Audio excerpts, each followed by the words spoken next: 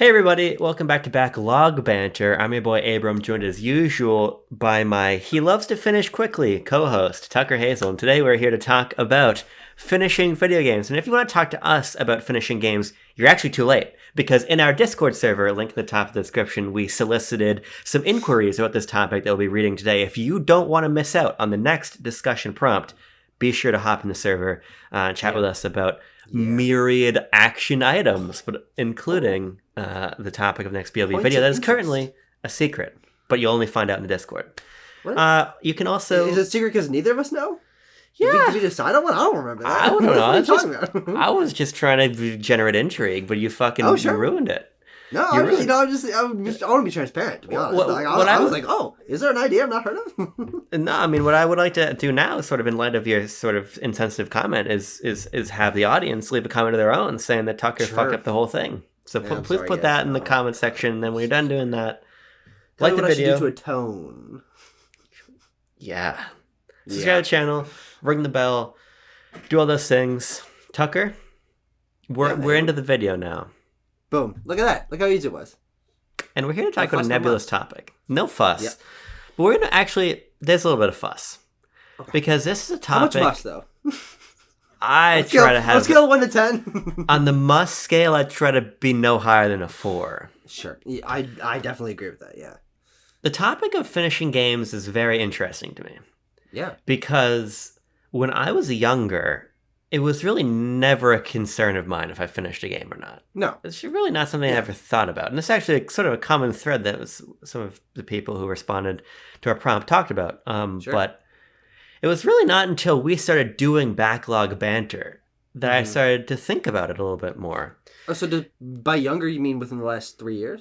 No, I mean when I was a youth, when I was a member of the youth. But then there was another step up in how much you thought about it when we started BLB within the last 3 years. Yeah, and it's something that over the last couple of years, thank you for the record, I've thought about more. And I feel like finishing games has become a really interesting tension for me. Yeah, sure. Because I feel like my relationship to finishing games is definitely different than it used to be, but it's also not the same as a lot of people in that for me personally, if I don't like a game, I'm not finishing it. But I don't consider myself to really like a game unless I have, which is sort of the dichotomy for me. Because in my mind, if I can't even bring myself to finish a game, for me that means I probably didn't like it that much. Because I can play a game for however much time it requires of me if it's motivating to me. Yeah. Yeah. If I don't finish the game, I probably don't like it. But it's something that I feel like I have to tease out in my own head, sort of the expectations that I put upon myself to finish, not finish games, the sort of unspoken rules I have for what that might signify. Sure. I think it's a very complicated and interesting topic. What do you think at sort of this 40,000 feet level about the idea of beating games? Yeah, no, it's something that I trouble myself with quite a bit. And mostly because I am my mind is pretty set in its ways, to be honest. The way my mind works is if I'm playing a game or experiencing ostensibly anything, if I have not finished it, if it's a game with a finishing clause, of course being the signifier there, I won't remember it if I haven't. Sure. There are plenty of games that I loved that I got like 2/3 of the way through, and for whatever reason, and this is, I think, is going to be the main crux of just my general experience here. If I find many reasons why I don't finish games, and usually it's not because I didn't like them. It's actually a lot of the games that I enjoyed the most that I end up not finishing. Of course, not on like a grander scale, but the ones I remember not finishing are the ones that I liked a lot. But I also find myself pushing through games that I'm not enjoying. Yeah. As we'll certainly get to, I think that there is a value in my own mind, and part of the reason I push myself to finish games, to have that complete experience, to be able to thoroughly dissect my thoughts on a game, or be able to engage in the full-scale conversation about it. Because, frankly, most of the games that I engage with on like a deep analytical artistic level are games with an end. I don't play a lot of multiplayer games. I don't play a lot of endless games. I don't play a lot of arcade style games. I play games that have usually a story, have levels, have a first level, a last level, and progression, mechanical progression through that lens. Of course of 2 to 25 hours is like the most range there. And for those games, I find it very important in my own mind, as I was saying, to remember them and to be able to engage with them, to see them to the end, even if I'm not enjoying them. And so a lot of my biggest gaming regrets, let's say, come from games that I loved that I didn't see to the end. And because I didn't finish them and I don't know the ending and I didn't fully sit through the entire thing, they only sit with me partially. And I find that very frustrating, guttural. I'm like, God damn it. I didn't beat Elden Ring or Xenoblade 3 last year. And those are two of the best games I've ever played. And of course there are some other examples, but finishing a game is very important to me if I care about the game. And I think that is the main thing. And so we'll get into all those things. I just laid out a bunch of different points. Where do you want to jump off? I mean, I think this idea of care is interesting because for you, that care is positive and negative. What? I went down my pipe, sorry. But it also made it sound like I was reacting vehemently to what you had said. I'm choking my water so crazy. I know. I think that this idea of care is quite interesting because for me, the care and the like are kind of synonymous with each other. Sure. Oh yeah. I like a game, so I care to finish it. Yeah. Yeah. I don't like the game, so I don't really care, so I don't finish it. Sure. But you finish games largely if you like them or not. So I think that idea of care is kind of compelling and an interesting idea to draw into this conversation sort of from the beginning is the sort of quantifiable fact, now that we have very public trophy, Steam achievement, Xbox achievement data, the fact that most people don't finish their games to come even close. Yeah. And it's something that's interesting is that I think is something that's been framing my thought process around finishing games is this idea of did you really play a game if you didn't finish it? And that being a sentiment that's largely built up through the hardcore gaming conversation. But that is, when you look at the statistics and just sort of think about it on a more general level, the amount of people that play games and the amount of games that are played by these people, most people don't finish most games. Just in general for all of gaming history. And so the incessant nature of people saying, hey, we have to finish games. We have to really sit through them. We have to experience the whole art. Why aren't you finished your games? Why aren't you finished your games? Or noticing that on trophy websites or achievement websites that last trophy is usually, I don't know, in the 5 to 30% range of most people not finishing it. And is that a good thing or a bad thing is of course up for debate, but it is pretty much a fact that finishing games is not the priority for most people for most games. And that's still true for both of us because we play a lot of games and we don't finish most of them. Yeah, and I mean, I think I think that sort of goes back to the care for me, right? Because there are so many fucking games, releasing constantly that I want to play, but of the past that I haven't yet. So time investment is something that I have to allocate very particularly. Oh, definitely. Yeah. And so that's why for me, the games I finish, again, to go back to this idea of care, because I care about them and I want to see them through because they have a lot of meaning for me. Yeah. There's a lot of games, though, that I am finished with that I didn't finish. And I think that idea of finished with is very interesting. And you go on backlogged, and there's very particular vernacular for this. It's let me just shelved see if I can or pull it up something. real quick. Hold on. I think I do need to log Starfield. At time of recording, I beat it less than 20 minutes ago. But let me see the vernacular here. Played, nothing specific. Completed, beat your main objective. I think that's pretty self-explanatory. Retired, I think is an interesting one that we should get into. Finished with a game that lacks an ending. Shelved, unfinished but may pick up again later. And abandoned, unfinished and staying that way. And I think that's a pretty comprehensive set of criteria of what game playing state are you in with your relationship with the game. That's a sort of level of taxonomy that I can't bother getting invested in. For me, there's am I finished with the game or did I finish the game? Because there's sometimes great examples of games that I'm not finished with, but I haven't finished yet, that I might be jumping in and out of. And so there's definitely a purgatory there in the middle. Yeah, shelved, I guess. That's what shelved would be. Yeah. Right, retired or abandoned is what I was thinking of before. But yes. Yeah, I feel like you're totally right. I think we need to recognize this idea that the lion's share of people don't finish games. Yeah. And it's really not really a condemnation of your enthusiasm or sort of attempt at a game if you don't finish it. Yeah. Because I or it shouldn't be. It shouldn't be, I think is the best way to put it. Because I find that ultimately that becomes sort of a question of design. I think why you don't finish a game is it can be as compelling and as potent of a criticism as the criticism you might hold by the time you reach the end.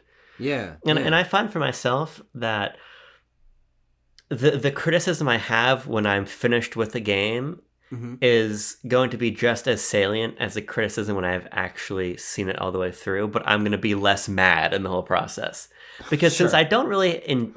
And playing for enjoyment or not playing for enjoyment is something we've talked about separately, but if I've gotten stuck in with a game that I don't like, and I'm just seeing it through to affirm to myself that I don't like it, I already know that I don't. And the only thing that's going to happen is I'm going to sort of become further and further entrenched in that opinion by the time I reach the credits, because I've already made up my mind. That's why I'm happy to just be finished with a lot of games, opposed to finished with them. And that is a mindset that I think we all gathered what you were saying, but that is a mindset I need to sort of learn to apply to myself. I think I'm better at it now than I have been in the past. And of course, this is really on a game-by-game basis, but I find myself playing a lot of games across games history. I'm someone who's very passionate about exploring that backlog and learning about the history of certain franchises and creators and what inspired certain games going forward. And so you'll look on my games I've played this year and it'll go from something that is an arcade game or an NES game to something that I played the day it came out. And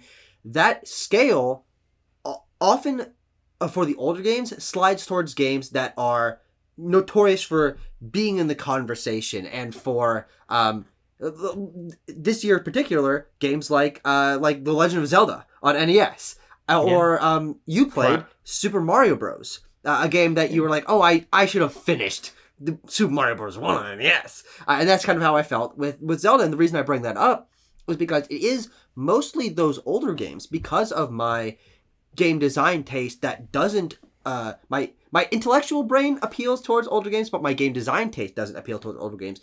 It's those older games that I find myself pushing through the most. I'm not largely not enjoying them. We've had many conversations about games that are iconic and important that I'm playing that I am having a frankly terrible time with, and it's hurting my psychology, and I shouldn't be doing it.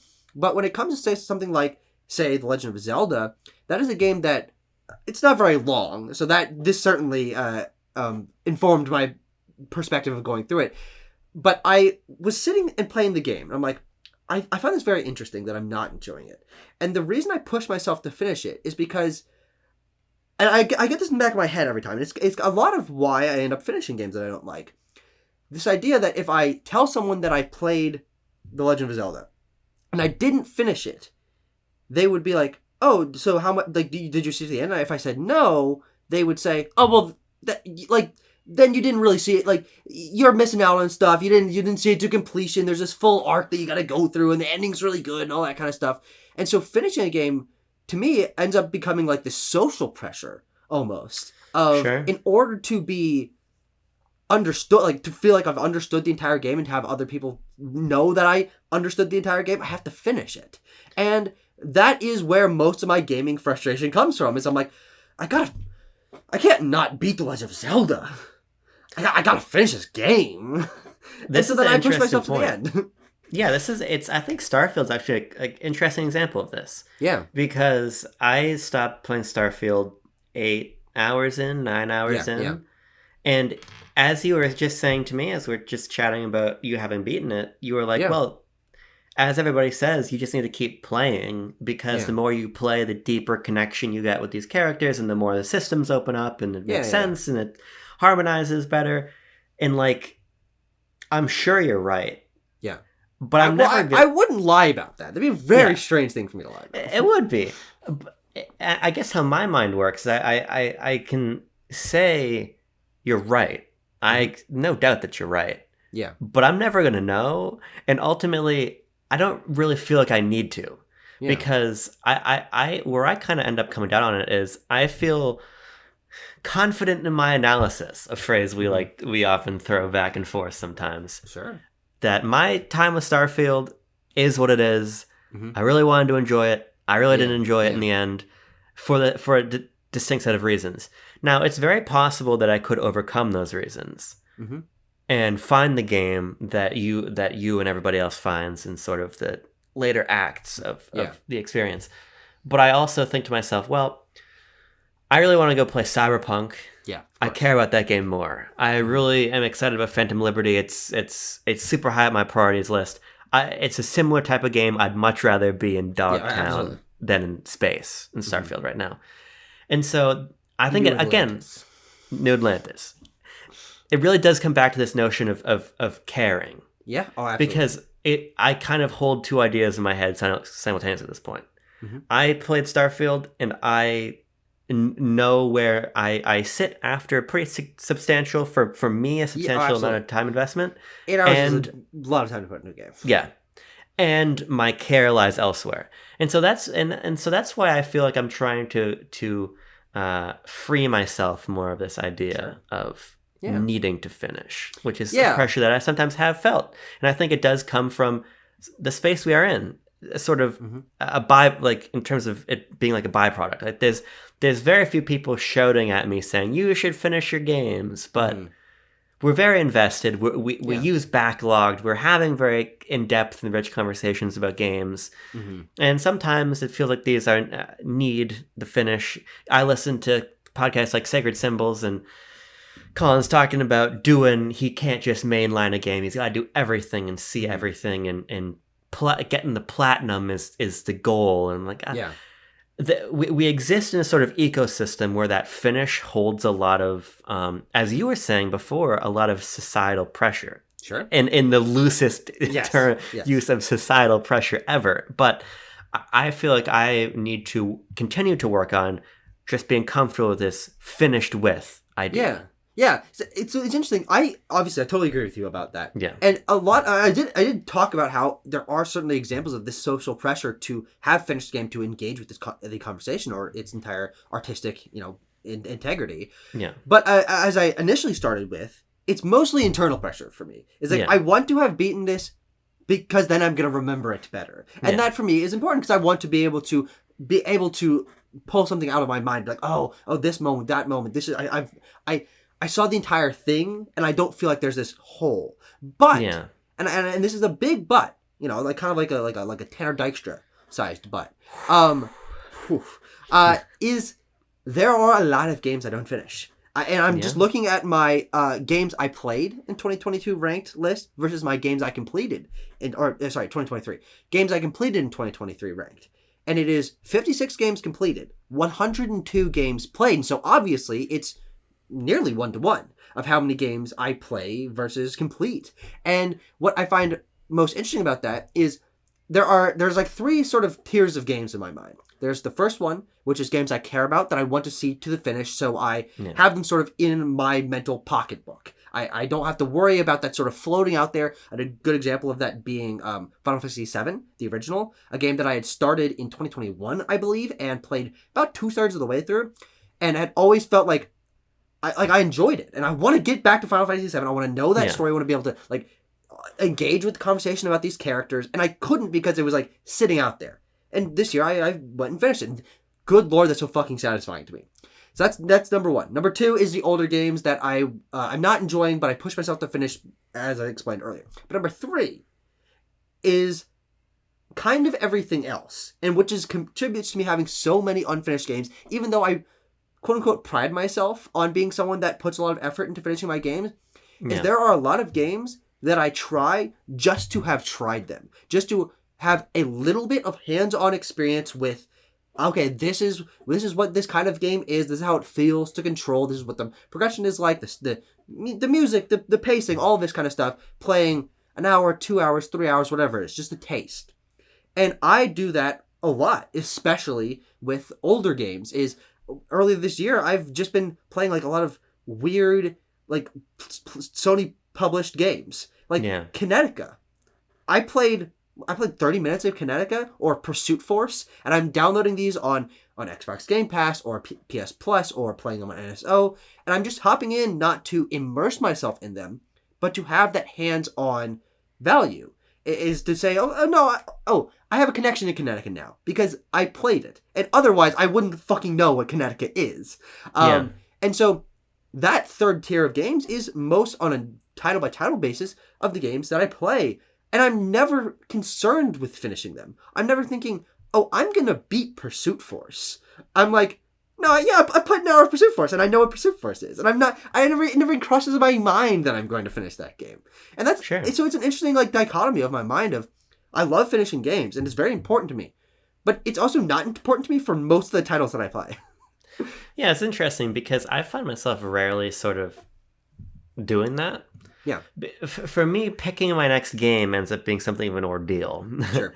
Because I think about it, I think about what I've played recently, I think about what I could play as kind of different than what I've been experiencing as of late. I sort of look over my libraries, maybe I look at what's on sale, I kind of get the vibe, I have a couple options, I go on how long to beat, and then I go on YouTube and look at full playthrough and kind of get the framework for whatever I'm going to be doing. Because I again, my time is limited, my game time is limited, so when I 20 minutes a day, 20 minutes, sometimes 23, 24 minutes a day on a good day. Yeah. John lets your leash a little loose. Just a little bit. Usually I like to be choked a little bit. So I usually go into a game with the intention of seeing it through. Yeah. Or wanting to see it through at least. And then I have to make the determination if I have to be finished with it. Yeah. But it's funny because there's plenty of games that I try that I've never logged or anywhere. The only list my only upkept list on backlogged is games I've finished. Yeah.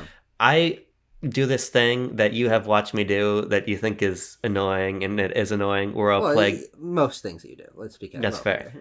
I'll open up a game and play it for about 5 minutes, and then close it and open another one. Well, that's interesting because that's the same concept as what I'm saying, but on a much more micro level. Well, I think because what I'm doing is I'm really saying, okay, is this hitting? Is there a little? Do I feel this sort of the flint and the steel starting? Do I see are they slapping together? Am I seeing a spark? Yeah. If I'm not, I'm immediately out. I played 2 minutes of Alien Hominid, and I was like, I need to return to this later. This is not the right time for it. In that 2 minutes, I just knew. Sometimes I open a game and I just know. Yeah. And that's the thing for me, because I'm always calibrating what game do I care about now. Because Alien Hominid is a great example of a game that I love the art style of. It's in a sort of arcade design philosophy that's really cool to me, that I know I will really enjoy, but the timing's not right. Yeah. Timing is a really important component of the finishing games conversation. Sure. Yeah. And that's why I'm so quick to jump into a game and say, no, this is just not the right time for me. Yeah. Because the worst thing that can happen, Tucker, and you know this as well as I do, because it's what stopped you from beating a game like Xenoblade Chronicles 3, is when timing is the factor that impedes the finish. Yeah. And sometimes it's a matter of headspace. Sometimes it's a matter of my travel plans, my work plans, the release calendar. Sometimes I just have to say, look, this game is exciting, but now is not the time. Yeah. Because when I get into something, I want to see it to whatever its endpoint for me is, whether that's me bouncing off of it or me seeing it through. I don't want to come back to that game until time for my replay. I don't want to be 60% through and jump over here and then come back to the other 40%. Yeah. It doesn't work for me. No, I'm definitely a one-track mind like that. And it, for me, comes down to how satisfying it is to have a complete picture of a game, especially one that I'm enjoying, but frankly, even ones that I don't. Like the fact that I played through most 2D Sonic games over the course of last summer. Like, I saw those games through and didn't enjoy most of them. Or the fucking Kirby games that I've played and beaten, like, all of. You've played more Kirby games than I have. Yeah. And I'm proud of it. I actually am proud of that it's more than you. But where the fuck was I going with this? I find myself getting the most frustrated when those things intersect in the wrong way. Earlier this year, boom, I start up Red Dead Redemption 2. I'm like, this fucking game is so cool. I'm loving the story. It's paced so interestingly. I've never seen a world built like Rockstar does. I'm really finding the side quests to be just as interesting as the main quest. But that game came out. What was it? What did it come out just before? Oh, Tears of the Kingdom. Sorry. You played it before. I played. It's on my mind. It came out in 2023. That's not true. But I started Red Dead Redemption 2 about 3 weeks maybe before. Which was your fault, to be clear. Tears of the Kingdom, yes. Though I thought that I could finish it in that time. I could have. Yeah. But at a certain point, even though it was one of the most interesting gaming experiences I've had, I realized, okay, Tears of the Kingdom is fucking imminent. It is coming soon to a theater near you. And I'm going to want to play that game on minute zero because that's how I enjoy playing my new games, is really getting involved with them and engaging in the conversation as it's fresh. And so I was like, look, Red Dead, you have no idea how much I want to finish you. How much I want to play 100 hours of this and engage myself in the world and get all the fucking collectibles and go around every nook and cranny. But I knew that something else was going to take precedence. And so Red Dead Redemption 2 is the perfect example, alongside games like Elden Ring and Xenoblade 3, of games that were at the right place for me when I started them, but at the wrong place when I had to let go of them. And those are the ones that, much like Final Fantasy VII, though there wasn't something I think that got me to stop playing that initially, specifically, that those are games that are out here and they're constantly in the fucking orbit of my brain. I'm like, I need to finish Red Dead 2. I would love to see Elden Ring to the end because that's one of the best games I've ever played. So finishing a game to me is very important in that light of hope, trying to line the timing up right and gauging that on how long the game is. And I find that specific combination of factors is why, and because finishing a game is so important to me, is why I gravitate towards shorter games. And I think this is something that you can probably resonate with as well. Yeah. And something I was actually having a conversation with Timo when I was at a bar with him and I was a little bit drunk, is the idea that I find the shorter games so much more compelling than he does. And he likes the 300 hours in a fucking Russian surf farming game, or whatever the shit it is. And so we had this kind of debate. But for me, it comes down to finishing game is very important, A. So shorter game, obviously that's easier to do. But I also find myself just as enamored with a 5-hour experience as I will a 80-hour experience. And it's a lot easier to find shorter experiences and to make sure that I'm able to see them to the end and rack up the number of them that I've played because they're shorter. And them being easier to finish is a huge part of why I love short games so much, is being able to see them to that conclusion because they don't take, it's a weekend game or a week game for me. Yeah, I agree. I mean, as I said before, if a game needs a lot of my time, I'm happy to give it to it. Yeah. But it's got to be a specific game at a specific time. Yeah, and so when you remove the necessity to spend weeks on end with the title, and you reduce it down to a couple-hour experience, then there's a lot more flexibility. Then it becomes all about that mood I'm in. And that's, again, where Alien Hominid comes in. I mean, I could sit down and beat Alien Hominid in one sitting. Yeah. And that's really great because now I know, okay, when I'm in that headspace, I can jump in and I can have that complete experience. And that's really fun for me. And sort of locking these away and knowing, okay, this is when I'm ready for this is here. And when I'm ready for that, that's here. And I can sort of like ODST. Like Halo 3 ODST or Whiplash. And I can plug these things that I know I'm going to enjoy in around these larger commitments. There is a real practical dimension to finishing games, for sure. Mm-hmm.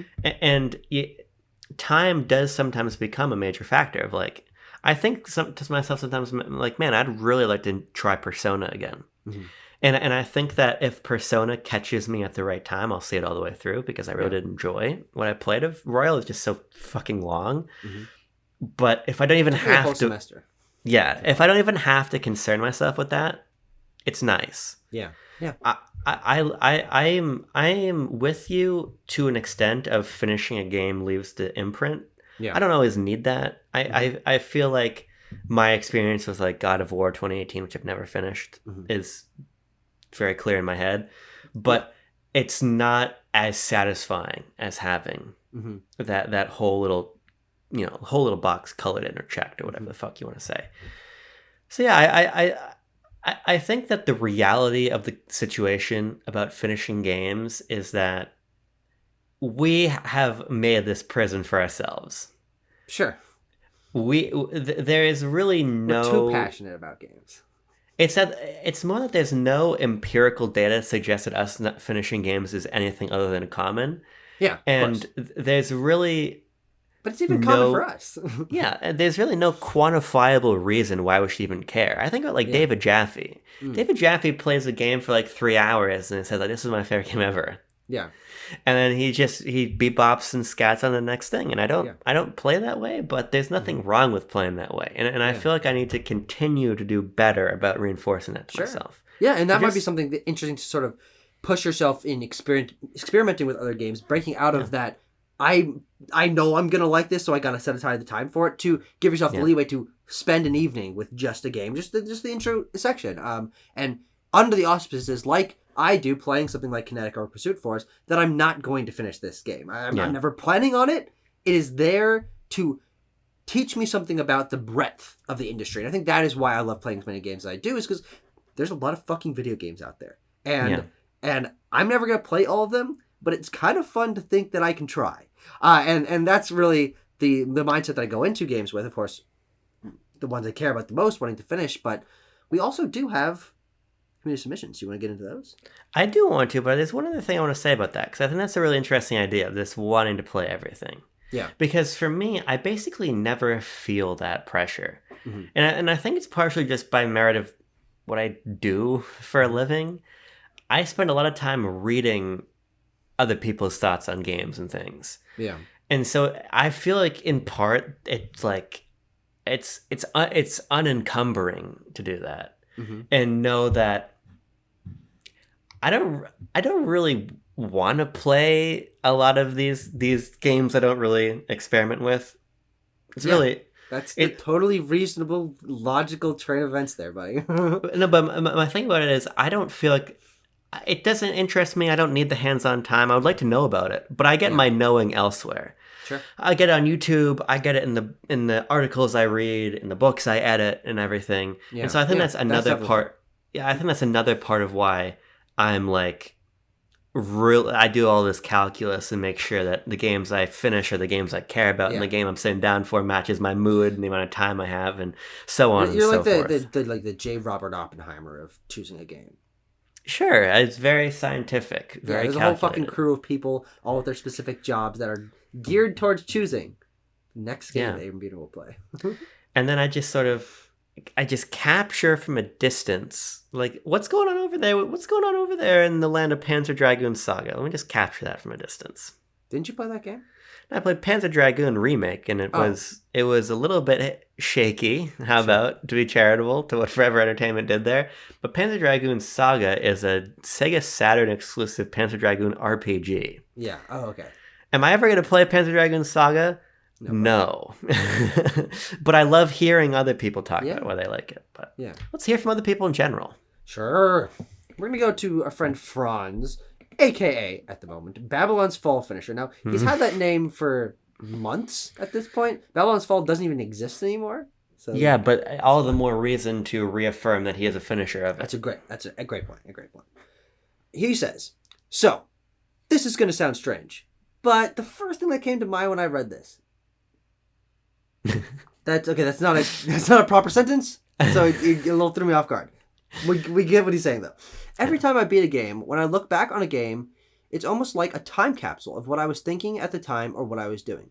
I'll never forget the time I beat Final Fantasy IV on a plane to Vegas, or the time I beat Sonic Riders Zero Gravity while bathing my cats, LMAO, like it's wild. What I'm trying to say is the beginning and end of a game can be a large factor in your satisfaction of a game, at least for me. Beating games obviously isn't necessary to enjoying them or remembering them in this way. In fact, if I don't finish them, I find they linger in my mind from time to time. So I'd rather cap it off unless it's that frustrating where I'd rather bear the scar of not finishing it. It's maybe why I don't replay games as much as I can remember. As much as I kind of just remember everything as I settle into it again. Except Mario Galaxy, that game is worth replaying 3 times apparently. I don't know, it's kind of a random aspect of the topic, but I find this topic quite interesting and look forward to what others have to say on the matter. Yeah, I think this is backlog banter. Thank you, Abram Beener, backlog banter, using this double-sided pen as a microphone. I think this is an interesting concept. It's funny though. I don't really. There's a couple games that I'll always associate with very particular times in my life. Yeah. I was thinking about this recently with a game I actually never finished because of when it came out. Astral Chain came out during my first week of college, and that's probably one of a couple weeks one of the few weeks in my life that I feel like everything around me radically changed in a moment. Yeah. And because that was happening and Astral Chain was coming out, those become very closely linked. I always think about coming home from school and playing Star Wars Battlefront 2. I think about playing Pokemon Y with the friends I made because of that game when I changed schools and all kinds of stuff. There's games like that that are associated for me in that way. But like, I don't remember where I was when I finished most games. I don't. That's not the way my memory synapses connect for the most part, with those exceptions, as I said. Yeah. It's actually more things like music that do this a lot more, where I hear a song and I'm immediately transplanted somewhere else. When I think back to Super Mario Odyssey, I'm not really taken back to October 2017. I'm sort of taken back in how the game makes me feel. Yeah. And I think that's kind of the difference for me. But I think what Franz is saying is sort of a largely applicable sentiment when it comes to kind of enjoying art. It usually, as I was saying, we're talking about mood before. It's your tolerance for a game is largely contingent on your life kind of around it, I think. Yeah, no, definitely. I find this interesting because I'm more in the camp of my, what did you say, memory synapses firing in the same way, in a similar way to Franz, in that playing a game is a moment in time for me, and I like it to be that moment in time, which I think is why I like to have it be completed, is because Elden Ring is a moment in time that is never seen its end and continues to like scratch its way at me because I haven't finished it. But I don't associate it the way that he does with the finishing of the game necessarily. Of course, there are some exceptions, but it's basically any game that I have played enough of to remember. There are some examples of games that I haven't played enough of or didn't care enough about to where it's not something that it attaches itself to my memory in that way. But you fire and the name of any game at me. Actually, here's a fun game. Throw me the name of a game that I've played. Xenoblade Chronicles 2. Xenoblade Chronicles 2. Now, that's a very specific one. That is a game that I played mostly during my fucking pre-calculus class in high school. Putting my Switch up on my desk while my teacher was doing some shit up on the board, and I had my Joy-Con in my pocket, and I was playing Xenoblade 2. It didn't run well. It was on fucking tabletop mode, but that is a lot of the early Switch era games that I played in high school, 2017, 2018, have that very specific memory for me. But there's plenty of those that I didn't finish. Like, I never beat Snipperclips, but I have that very specific memory of setting it up on the lunchroom table and having me and a friend work through some puzzles or whatever. But it's not associated with finishing in that way for me. There are a handful where when I beat them is another big part of my memory. I think back to last year when I finished God of War Ragnarok, and I just like sat on the couch and I was sitting there like, oh goddamn. But that's not. It's a similar way to the way that he's approaching this, but not the exact same. Yeah, I mean, I think if you're talking about games sort of taking you back to a moment in time, I feel like they usually take me back to a moment out of it. It's sort of like a lot of games for me are a feeling opposed to like a concrete place in time. Sure. So what I reconnect with is sort of this like ephemeral, like out of time. This is what this game makes me feel: happy, sad, etc. Frustrated like Metroid Prime. Elated like Metroid Prime. Yeah, I think that's sort of the difference. Whereas like music might ground me back in a particular Sure. scene. I often play games to get out of those scenes in my Sure. life. Yeah. So I don't. I usually it's usually more of like like a drifting ephemeral emotion, kind of nostalgic something or other when I think Yeah. back to like a game. Again, there's exceptions, but different strokes for different swimming competitions. I think is how Something that like that. saying Yeah. goes. Depends on which one you're in. You want to read Brogan Chatton's submission? Do I ever? A game is complete in two arenas. One is developer intention, like there is an I don't have my glasses on. Sorry, hold on. Do you want me to read it? Let me get closer. Let me get my pointer out. I don't need a pointer. I just think that's funny. A game is complete in two arenas. One is developer intention, like there's an easy, medium, hard. In many ways, there's an intuitive level of commitment the game pushes you towards. The other is player engagement. I replay and revisit games a lot, so I think I become familiar with specific elements and their purposes. I almost never go for full 100% completion, but I'll try to go for a true ending or something with extensive large content. Blasphemous 2, I got the true ending, but won't get every item. Armored Core has multiple endings locked to New Game Plus Pass, so I want to experience a sort of essential, in my view, additional content. You wouldn't want to quit Octopath Traveler after one character's path because beating only Richter in Symphony of the Night means you lose out on an entire castle with its own bosses and conclusion, or Stanley Parable after one route. I just want a sense of fulfillment, and these games are also built to tell you these intended paths, bad endings, or leading up to something bigger. Something competitive like a fighting game is very different. These are sports. Do you complete basketball after one game? There can be campaigns, but really the completion is when you reach the peak or plateau of your engagement with it, and perhaps that's all it ever is. Yeah. I mean, he brings up two interesting examples of Yeah. how finishing a game is very different because of the way that certain kind of games are designed. Primarily, he mentions games with multiple endings or multiple characters with distinct playthroughs or whatever that is. Of course, examples being games like Sonic Adventure, Nier Automata, but there's also the games that are multiplayer focused and are intended to just exist as long as you want to play them. And that, I think, for me, is actually part of the reason I don't gravitate towards multiplayer games, where the only object... Oh, let me rephrase that, because I said the word weird. The only object is to get better at the game, play it as long as you are comfortable, unlock new skins, make your level go higher, whatever it is. There are very scant examples in my life where those kind of games have engaged me past the first week or two of playing them.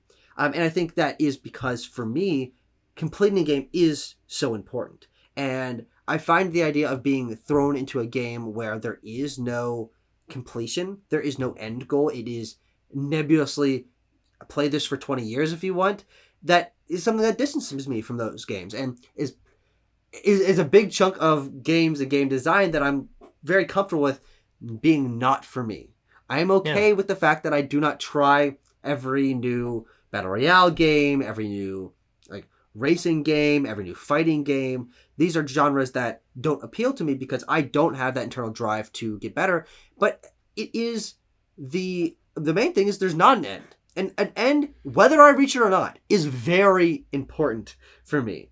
And I find it interesting the games that don't have an ending, or largely don't have an ending, that I did engage with on a very high level. Splatoon 2, Minecraft, Overwatch. These are games that for me were more social experiences than anything, which is a totally valid and different style of engaging with a game. But I get my social engagement elsewhere. And so games for me don't need to be the place where I'm connecting to friends. And so I don't play these multiplayer games where there is no end, because even there just being an end, like Exoprimal, is very, very, very important to me, wanting to engage with the game and having that, okay, if I just put in another 3 hours, I'm 3 hours closer to seeing it to completion. Yeah, I mean, I think it totally makes sense. For me, what's fun, and a great recent example of this is F-Zero 99, is I can kind of... I can kind of decide where that end is. Mm-hmm. And I think that Bro makes a really salient point with this idea of, quote, but really the completion is when you reach the peak or plateau of your engagement with it. Yeah. I played 15 hours of F-Zero 99, and I'm certainly not done with the game, but I feel like at that point, yeah, I think kind of the idea of my engagement plateauing makes total sense.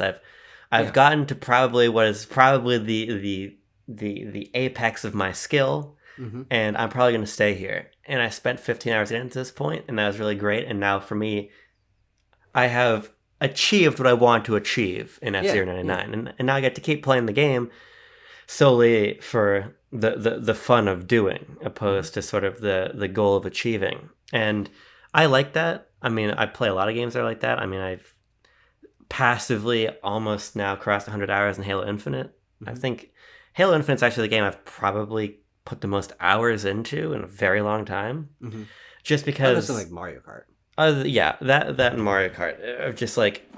They're always there for me, so I can always return to them. Mm-hmm. But I like this notion of jumping into a game that the ending sort of rests with me. Sure. And I think this is a cool idea. And it's also part of why I just think a game like Breath of the Wild is really cool, for kind of, funnily, a similar reason. And it's actually something that Greg, the developer of Sable, sort of clued me into, this idea that he has of a game having a lemon-shaped structure. The idea of, like, you know how the lemons have like little like humps on the end? I know what a lemon is shaped like. Yeah. It's a very particular intro and a very particular outro. Yeah. But you can kind of do whatever the fuck you want in the middle. And then you come to that outro when you're ready for it. Yeah. And that's why Breath of the Wild is such a cool game. It's very distinct. You can play Breath of the Wild for 10 hours, you can play Breath of the Wild for 100 hours. When you decide you're done, you go and you kill Ganondorf. Yeah. Interestingly enough, Starfield is kind of like that, in that the game gives you an ending and says, look, this is where the ending is. If you want the ending to happen, do this thing and the game will end. Otherwise, fuck about. We don't care. And that is something that I found very engaging with the structure of open world games, is the idea that going off the beaten path is a part of the experience, and adding that to the runtime, it can be very compelling to me. I mean, there was one day where I played Starfield for 7 hours, and all I did was go into each shop, talk to the person, see if they had a quest, and then did that quest. And usually it was some kind of dumb horse shit, but it was filling out the flavor text of this world. I was learning a little bit more about the systems, about these characters, about the city or the history or whatever. But I added that to my playtime, and I think that is a very cool and distinct version of game design, where the game presents itself as intended to be open. This is at your own pace. Everything you do is ostensibly equally important to seeing it to that end goal. And I think it feels very unique, because most games, especially most games that I play, aren't designed that way. When you think about a game that is level-based, or story-based, you don't really have a choice. You play through the game, and then it moves you on to that next part. But it's a very different kind of engaging with the game. But it has to be a very specific game for me to want to engage with it in that way. Because I am, I think, mostly just a mainlining the game kind of person. Yeah, I am too. And I actually kind of raises the other thing Bro is talking about, this idea of where he says, I'll try to go for a true ending or something with extensive lock content, given the examples of replaying Symphony of the Night after beating Richter, and getting other endings in something like Stanley, or so on and so forth. Nier Automata is an interesting example of this. I just can't really be bothered. Multiple endings, side content. Here's the way my mind works. Sure. Finally, the secret's unveiled. Put that on the fucking tabloid. You make a video game. Tears Kingdom is a great example. Sure. Tears Kingdom has a very meaty main quest. To me, and this is just how my mind works, I know that this is not necessarily fair. If it's not on the critical path, it's not important enough for me to seek out. If I encounter it, if I encounter your side objective or whatever, I'll go and I'll futz around with it. But I'm playing to see what the developer thinks I must see. Yeah. If I feel motivated to go off and do other things, I certainly will. Cyberpunk is a really good example. You can beat the base game of Cyberpunk in like 20 hours. Mm-hmm. You can go off and do all kinds of cool shit that is just as compelling, if not more compelling, than the main story. But still, in my head, the main quest is what matters. Yeah. I'm here to do the main quest. What reaches the credits? The main quest. Yep. And it's not for me just about trying to get there as fast as possible. It's about, I know that I don't have the bandwidth to look at an open world game or just a game of quite large scope and do everything. Mm-hmm. So I'm here to do what I need to do. Get in, get out. I'm also burdened, and this is stupid, but I'm burdened by the sense of urgency presented by a narrative. Oh, sure. Oh, no, I understand that, yeah. If the stakes of the narrative require I go do something, and then the game says go fuck around, I can't. Yeah. I must go do the thing. That's why, as much as I'm sort of hit or miss on Spider-Man 2018, which you're actually just talking about, something I really like about that game is the crimes in progress and the way they unfold that sort of introduce their own set of urgency into doing the side activities. Yeah. I think that that's really great because then if there becomes a pressing need to go engage the side content. When I'm playing Tears of the Kingdom and you're saying to me, Abram, you should go do this quest line where you become like a postman, you work for a newspaper. I'm like, brother, there's fucking goop raining into the Zora domain. Yeah. Oh, yeah. I'm going to go mail a letter. I can't do that. So that's another interesting tension for me in my head. No, definitely. So I basically never do side content, to be honest. Yeah. I mean, if the guy holding up the signs or the Koroks with the backpacks were being like held at gunpoint, maybe you would care about them a little bit more. Yeah, it's like when I'm playing and there's a fucking bokoblin chasing somebody around and they're like panicking. I'm like, brother, I gotta go help them. That bokoblin's gonna cave their skull in. Yeah. But then somebody's got a little red dot over their head and like, man, wouldn't it be so interesting if somebody like brought a wagon full of chicken eggs to me? And I'm like, I don't know if you've looked up, but fucking Ganon's castle's levitating. I don't know what to tell you. Oh my god. Now, I just quick tangential question on that. Yeah. Are there games that you found yourself really engaging with the side content of? And maybe, and if so, why those as opposed to others is my question. Yeah, I think it's the ones that just handle the sort of emergent gameplay the best. Sure. I think like Breath of the Wild's a good example of Breath of the Wild's sort of it melds in and out this notion of what's main and what's side, in that as you sort of the main objective is so vague that definitely. Whatever I kind of do as I'm on my way there feels very natural to me. Go to 4 areas, find a couple photographs. Yeah, and like as things are happening, I'll fuck around. But when you're like, Ganon quest, kill Ganondorf, he's getting more powerful. There's a major issue. You need to get there now. I can't do anything else. Now I hate to be a stickler. That is literally what the game does. It lets you off the Great Plateau. It's like, bing! Kill Ganon, you bitch! Yeah, but it feels different in my head. I think it feels different in my head because Tears of the Kingdom is so much more interested in pushing its main quest along. Yeah, definitely. I think like I fucked around in Cyberpunk a fairly good amount, just because I liked playing Cyberpunk. But even with that, my play clock for the base game of Cyberpunk couldn't have been more than 30 hours, and the vast majority of that was playing the main campaign. Of course, absolutely. I think the truth of the matter is I don't play that many games that have like side quests in them. Sure. Yeah. Where's the side quest in Sin and Punishment? You steer your ship to the left, and then you've got a side quest. Yeah, I just don't play that many open world games. Yeah. I just don't. And that's usually and I'm sure shit not playing RPGs where there's side quests. Yeah. That's not happening. Persona 5, when you get to that. No, we don't have to go to that. Well, no, what's funny is that's an interesting one because when I did play some Persona, I enjoyed like fucking around in Shibuya a little bit because I think that game does a really nice job of inviting side content in that you're just a kid and you just got to fill your days. I'm a new Joker.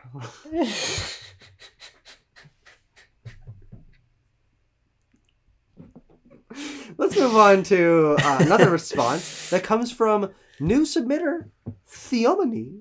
Which is fun to say. From the crawl community. From the crawl community. I want to be clear. Shut up, Brendan. Let me be clear. Theomony says, at minimum, finishing a game is rolling credits. I'll check trophies to see if it's doable or useful, since sometimes trophies might lead down some weird side things in a game you might not engage with otherwise. Because I know trophy completion is a metric for devs, really only. So I don't take them too seriously. But if the trophy is some super edge case to beat something, or some super edge case mechanics mastery, I'm liable to just not bother and move to complete the credits and call it done. Brutality 101 in Arkham Knight comes to mind on the latter, and Blue Point deciding to make a speedrun tech in Shadow Colossus a trophy, disappointingly, was another. Yeah, so 100%ing is another version of completion. Of course, if you want to be pedantic, that's true completion. You've fucking done everything. There's nowhere to do. Piss off. You're done. But it's not a version of completion that I find myself gearing towards very often. And only the only times that I do, it's because those are the games that I care about on an extra level. Games that I already did most of during my main time playing the game. I was pretty goddamn thorough getting the collectibles in Spider-Man 2018, which ended up becoming my first platinum. And I was pretty goddamn thorough getting all the moons in Odyssey. And so when I finish the game and see its credits, for me, it's about how engaged was I with the core experience of playing a game before I hit the end boss or the credits. Because if I was very engaged, that would mean that by the end of the game, I've beaten the game and there is this extra bubble that is completion. If that bubble's not that much bigger than the normal completion bubble, I'm like, fuck it. Yeah, you know what? Why not? Yeah. I can probably knock this out in a couple days, and I'll have done everything. And then that that's an extra layer of satisfaction. But that's a tiny edge case for me. I am not a trophy hunter. It comes down to very specific games where that is the case. I do find myself thinking every time I pop a new trophy or achievement, I'm like, oh, it'd be so cool to platinum this. Never happens. Barely ever happens. But it really is about that is where the care thing for me comes in. If I cared enough about a game to really engage with the majority of its content, then I'm going to want to see it to the complete end, where everything is where I've unlocked all the achievements or gotten all the trophies and have that platinum or nothing. For a Nintendo game, you get nothing. But it's a different kind of completion, but it's a very, very rare one for me. Yeah, I'm too busy being a gunter to try to get trophies. Holy shit, that was a Ready Player One reference. Holy shit, man. Holy shit. I've never gotten a platinum trophy. I don't actually know. So I have 100% games. Mm-hmm. Sort of the ones where you don't really, you're kind of a fuck up if you don't. Okay. Yeah. Pikmin 1 is a good example. Oh, sure. Yeah. I've 100% in Pikmin 1, I guess, but 100% Pikmin 1 just means I don't suck at the game. Yeah. So I got all the treasures. Pikmin's a very interesting example because those four games actually treat their 100% completion very differently over the course of the different games. Pikmin 1, you're right. If you really play Pikmin 1, you can not get all the pieces. You got to be pretty close though. The minimum is pretty close to the full amount. Yeah. And so there really isn't a 100% completion in Pikmin 1 in comparison to the side content that other games beat. Then you go to Pikmin 2, and I didn't beat Pikmin 2. I saw the credits. But I didn't get all of the goddamn treasures and save Louie or whatever the fuck. Because when I finished I saw the credits of Pikmin 2, and I heard that I'm halfway through the game at that point, I'm like, I'm fucking hands off. Louie, have fun. Have fun, buddy. Enjoy your time on Paying 404. And then Pikmin 4 is, I think, the perfect example of what I was saying with things like Super Mario Odyssey or Spider-Man, is I was so fucking meticulous with Pikmin 4. Yeah. I'm like, oh my god, I gotta go into that cave. Oh my god, I can't wait to do this next thing. That by the time that I beat the game, also that game does kind of do a similar thing to Pikmin 2, but it's a little bit more, I think, inviting. To where I'm like, there's no shot I'm not 100%ing Pikmin 4. This game just I just want to drink in as much as I can. So obviously, I want to understand that game. I think my thing about it is like, for me, trophy hunting 100% in games invites what is in sort of in contrast to the way I play games, a very artificial style of gameplay. Okay. Like, you've got an open world game. Mm-hmm. There's 45 widgets on the map. Yeah. And these widgets are hidden all over the place, right? For me, I'm not the sort of person that gets inherent satisfaction out of finding the widgets. Mm-hmm. So the idea of opening up a guide on my phone to get all the widgets, to get a trophy that through my very perspective lens has just zero value. Yeah, yeah. It feels like I'm playing to a metagame that is not aligned with the way I engage with the game. Yeah, no, that's I want to have just really organic gameplay experiences. Mm-hmm. So what I will do is I love a good post game challenge. I love a little something extra, but I want it to feel very natural. When I play Kirby: The Forgotten Land is a really cool example. It's absolutely one of my favorite Nintendo games ever. Mm-hmm. And when I beat the game, yeah, of course I went back and I did the whole post game thing. But I'm not gonna go find all the fucking tchotchkes, and I'm not gonna clear the arena. Goddamn tchotchkes in that game. Yeah, I'm not gonna clear the arena without dying and upgrade all the copy abilities, because like that's not how my brain functions. Absolutely. Astro's Playroom is another interesting example where you're like, Abram, you should just go get the platinum. You can get your first platinum, it'll only take a couple hours. Mm-hmm. No, because it goes back to this idea for me of that's not how I play games. Mm-hmm. And for some people, it's the inverse. They have to do all of that. That's why that's there for them. But for me, it's like, when I want more Astro, I'm just going to replay the levels of Playroom in a very organic way and enjoy being back in those environments. But I don't want to go fucking find the baubles and whatever the game is asking me to do, because that's just, it feels incompatible with how I play. Yeah. So I've never really felt bad about not having platinum trophies. I've never really thought about my trophy percentages or anything. It's such a big metagame. It's actually something I was thinking about because our friend Bo, Bo Talks Games, made a video about how Switch 2 should have trophies. And I was thinking to myself, like, would I even care if they did? Mm-hmm. And I think the answer is probably no. Yeah, probably. And it's very subjective, but like, I love Tropical Freeze. When I play Tropical Freeze, every time I replay the game, I get less and less Kong pieces. Sure. Oh, yeah. And I got maybe half the Kong pieces the first time around. Doesn't mean I like the game any less. I just, oh man, I really want to just like stop and fucking look left and right and up and down and find an O in the level. It's just not me. And I think that's another really interesting facet of the whole conversation. In how subjective the notion of what it means to be done with a game even is. No, definitely. The interesting thing about trophies when it comes to my favorite games, and the games that I'm inclined the most to 100% and really sink myself into, is that frankly, it's mostly Nintendo games that I want to do that with. And they're the ones without the external reward or justification to do that.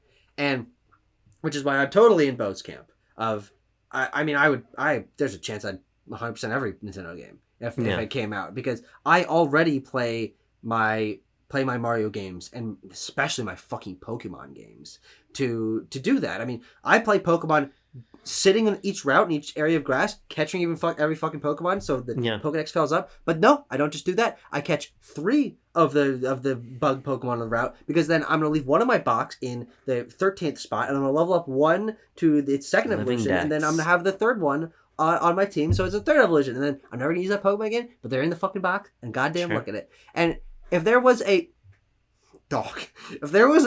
platinum for getting every Pokemon, I don't know. You'd never see me again. You've no fucking idea. Because Abram, I would play DLC. If they added trophies to the Nintendo system, I would buy every Pokemon DLC, and I would 100% all of those immediately, because that external pressure allows me to feel like it's a cohesive whole. That would be.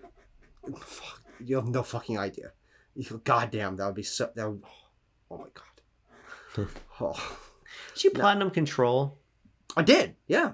That's another one where I was going very meticulously through the game already, so it was like 3 or 4 extra ones, like go beat an extra boss, make sure you read the fucking extra widget. I just bring it up because I don't think I'll ever be able to not perpetually interrogate your relation to DLC. But doesn't the Control DLC have more trophies? Most DLC does, yeah, absolutely.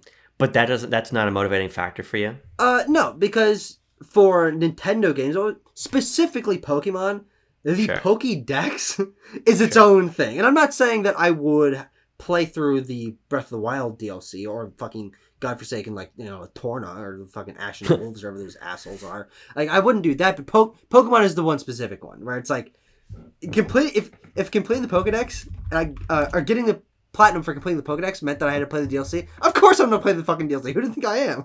Sure, that's fair. That's interesting. Yeah. Final Fantasy 16, one of my favorite games of all time. I'm not playing DLC. No fucking shot. I will never play Left Behind. This is just going to open up another conversation. It's not worth pursuing. Left Behind comes with part 1. It's on the disc. It's on the menu. It's part of the game. We have one final submission, which comes from actual friend of the show, Jordan Starkweather. The only person who submitted to this discussion who we've had Shake Shack with. Yep. True. He says, so when I was younger, I never ever concerned. People need to get their fucking grammar right. Here's the thing. When you don't grammar yourself right in a fucking response, I have to stop and be like, did I read it wrong? Am I the idiot? But no, this is a sentence. So when I was younger, I was never ever concerned with... Oh, wait, this is... That's right. No, that's right. What are you talking about? Dude, fuck. Jordan, I'm so sorry. So many other flubs in these other messages. I assumed that you were wrong, but I admit defeat. So when I was younger, I was never ever concerned with... Fuck me, dude. With rolling credits. So I rarely beat a game if it wasn't like arcade length. But I never minded or gave it any thought. My favorite genre was always JRPGs then too, but I usually just dropped them in a second act. It honestly wasn't until I got older and started having more conversations online that I wanted to finish more games. I felt left out in some ways when I couldn't talk. Now there's that. There it is. That's type. I couldn't talk about MGS past the second boss or whatever. It's also that as I get older, I wonder what games I'll never get to see the ending of. The limit on how many more games I'll play in my life and how many fewer I will finish hits harder every year. Jesus Christ, I didn't think we'd have existential dread here. So I'd say generally I care more about finishing games now and have a little backlog project called the credit roll, where I make a tweet when I finish the game. It's just enough push to make me put in the extra work to roll credits. Sometimes that's a matter of, oh, I'm glad I played this for the additional 2 hours to see the end of this. However, it's also ruined some games for me. I don't think I'd call JRPGs my favorite genre anymore, for example, because so many of them get so drawn out by the end.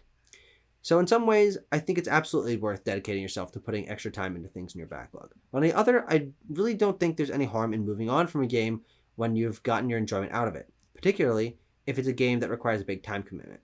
I think the more helpful thing for me has been accepting there are mountains of games I'm going to miss, and that only gets bigger every year of my life. So I really should just focus on playing the stuff I know I care about and ditch the FOMO. TLDR. Play games however you want and forget the rest. But maybe consider going back to finish something just for the satisfaction. If it's like less than 10 hours or less and you already love it. There's a couple of very interesting things in this message.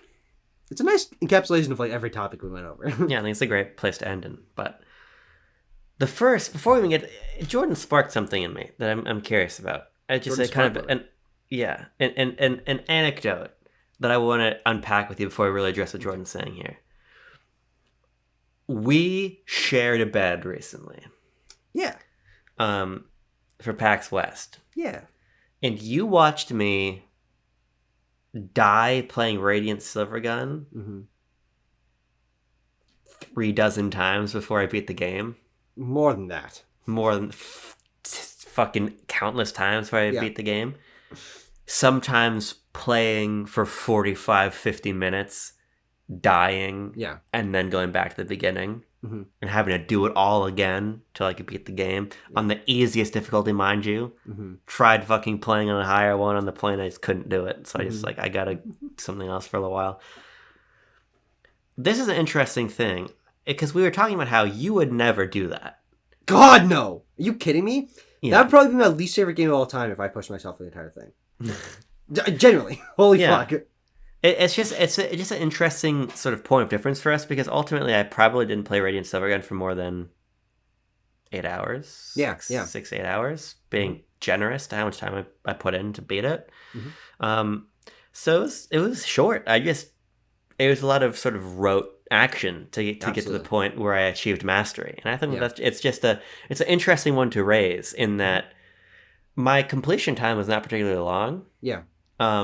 But sometimes even a short game for you, sometimes there's something more there. It goes back to mastery. It goes back to that kind of point Bro was raising about sport.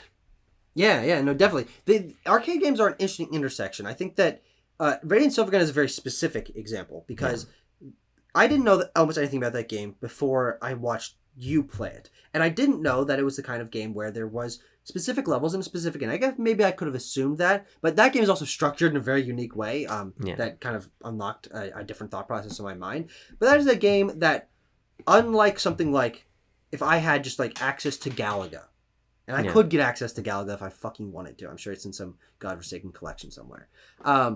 I could see myself beating Radiant Silvergun because I know there's an end in sight, as opposed to Galaga, which isn't entirely high score based.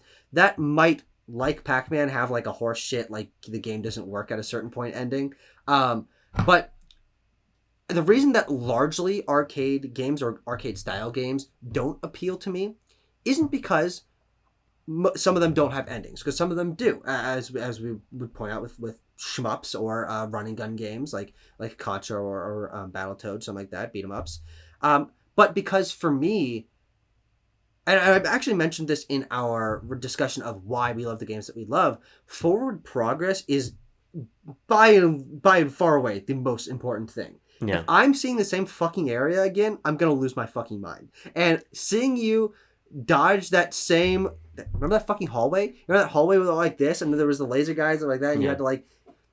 I was losing my mind watching you do that. Not because I didn't know you were 5 hours away from beating the game, because you were, but because I've seen you go through that fucking area so many times and die to the exact same shit over and over again. And to me, that is like, what the fuck?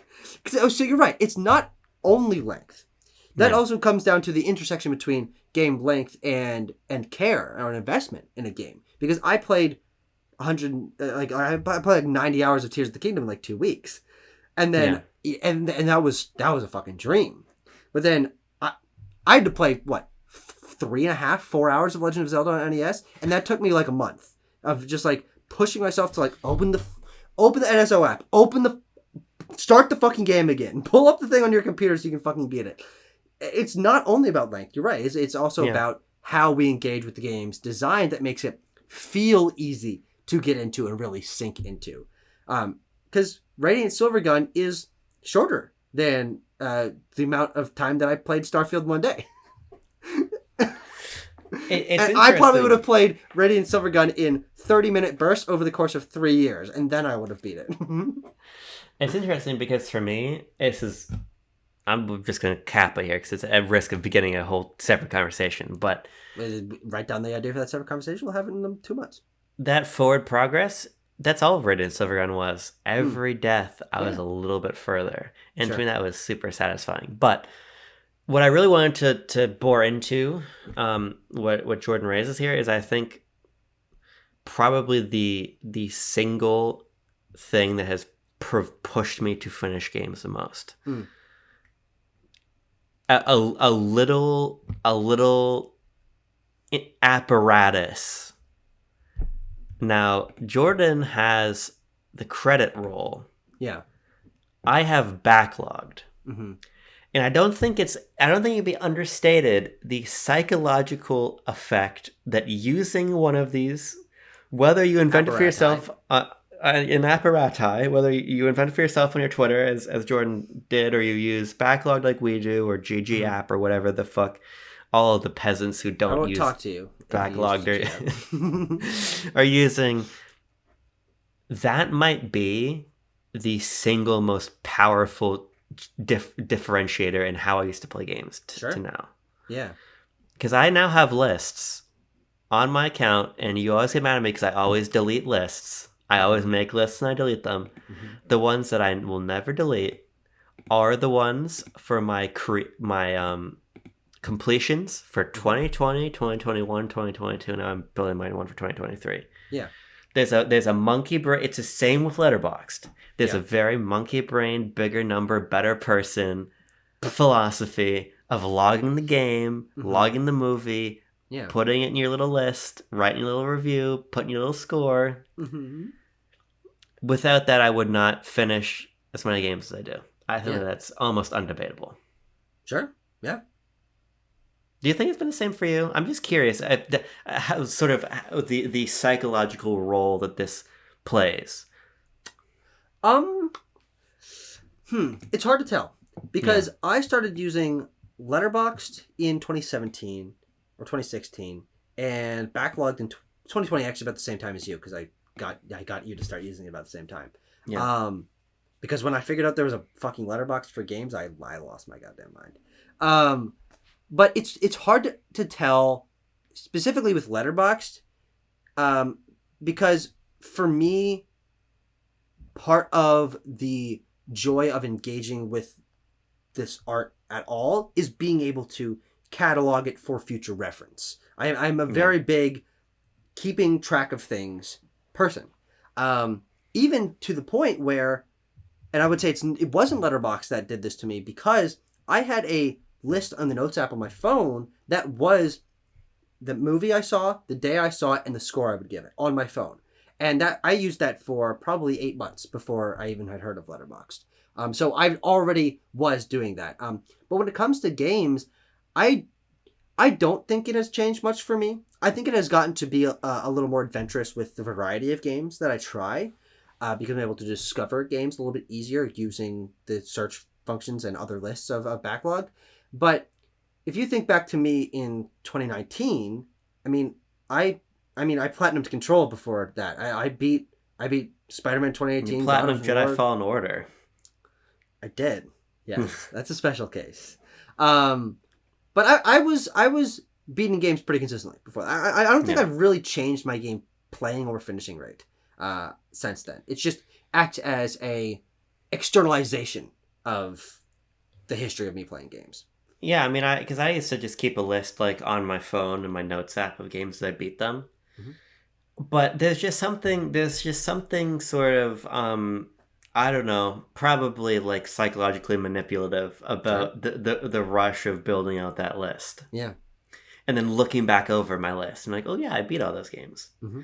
And it is also useful as a memory tool, as you were saying. Yeah. That's part of the reason why I review every single game on backlog, and I've been trying to take it a little bit more seriously instead of just doing something fucking funny or stupid. Mm-hmm. Same with Letterboxd, because my memory is just not great in general. Yeah. So I like having these sort of encapsulations of everything I've experienced so I can jog my own memory. You use backlog banter for that. I would rather just read a couple paragraphs that I threw down in these apps. Yeah, it's easier. But yeah. That's easier than co-opting a friend to have a conversation for an hour and a half and then edit it and then upload it and make a thumbnail. Or no, but I think I think it's great that you've come to a maybe cautious balance with using these sort of apps. You certainly are more consistent using them now than you ever have been. It seems that you've learned the strengths and weaknesses of your relationship with using these apparati. Though I would say, when it comes to games especially, I would consider making a separate list of the games you play that you don't finish. Play, yes, no, just the ones you don't finish. You used to do that. You used to have the games graveyard for each year. But now, I have no fucking idea if you played a game or not. If I didn't talk to you about it on BLB, which we haven't been doing in a while, if unless you fucking finish it. And even for me, that can be a little frustrating. I'm like, I thought he fucking played this game. What the fuck? I find no evidence of this. Because unless you beat a game, you don't fucking put it on there. Now, you could ask me. No. Because I do, cause the honest truth is I do way too much of that to have it be like, it would drive you nuts. Like, probably 3 or 4 times a day. I'm like, did he fucking play this? Interesting. I'm a fucking open book. You want to ask me if I've played... No, I don't like talking to you. You want to ask me if I played fucking Senran The less I talk to you, the better. Reflections? I have. I do. I've played that game. Yeah. I imported it from the Japanese eShop. Yeah. Any closing thoughts? I mean, how are we going to finish this video? Yeah, Tucker, I just don't know.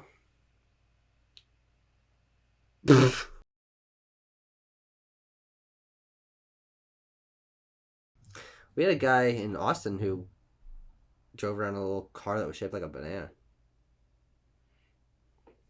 There was a senior on the Wheaton campus when I was underclassman who had a like big enough to ride in, like battery powered Luke's land speeder that she would ride between classes. Holy shit, that's crazy. I'm obviously extremely slow because it's meant for like a child. Yeah. But she would ride it between buildings and park it and get out and go to class, and then after class get in it and drive it away. There was a guy on our campus who would flash his cock and balls at you when you weren't watching.